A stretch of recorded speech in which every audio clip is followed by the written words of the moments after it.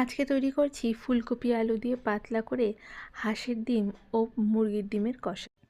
শীতকালে কিন্তু এই হাঁসের ডিম ফুলকপি দিয়ে বা নর্মাল মুরগির ডিম ফুলকপি দিয়ে খেতে ভীষণ ভালো লাগে, তাই আজকে দুটো মিলিয়ে মিশিয়ে করা হচ্ছে। আসলে আমি যেহেতু হাঁসের ডিম খাই না, তাই আমার জন্য করা হচ্ছে পোলট্রির ডিম, বাদবাকি সবার জন্য করা হচ্ছে হাঁসের।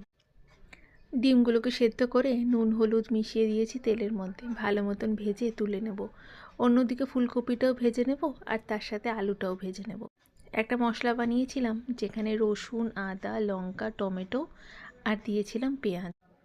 এই রান্নাটা না শীতকালে খেতে দুর্দান্ত লাগে, যেহেতু ফ্রেশ ফুলকপি পাওয়া যায়। আর ফুলকপি ছাড়াও তো আমরা খেয়ে থাকি, কিন্তু হাঁসের ডিমের কষাটা আমি আমার কর্তামশাইকেই করে দিই।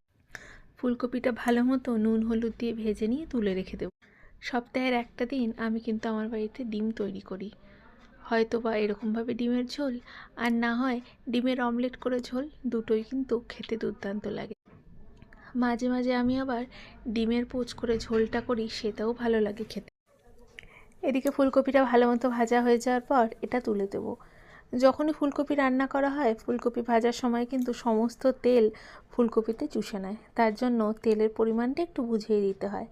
ফুলকপিটা তুলে নেওয়ার পর আমি এখানে সাদা জিরে ফোড়ন দিয়ে আলুটাকেও ভেজে নেব।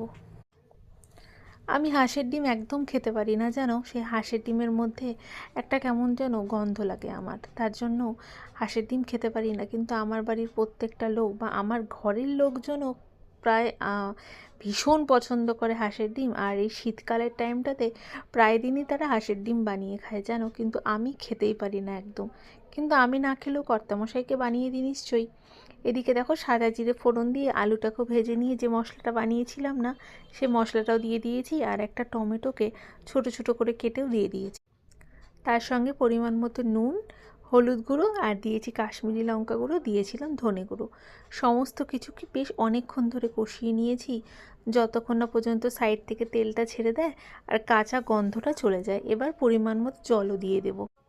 জল দেওয়ার পর যে ফুলকপিগুলো ভেজে রেখেছিলাম সেই ফুলকপিটাও দিয়ে দেব, না হলে তো ফুলকপি আর সেদ্ধ হবে না, তাই সেটা দিয়ে ভালো মতন একটু কষিয়ে নিয়ে ডিমগুলোও দিয়ে দেব।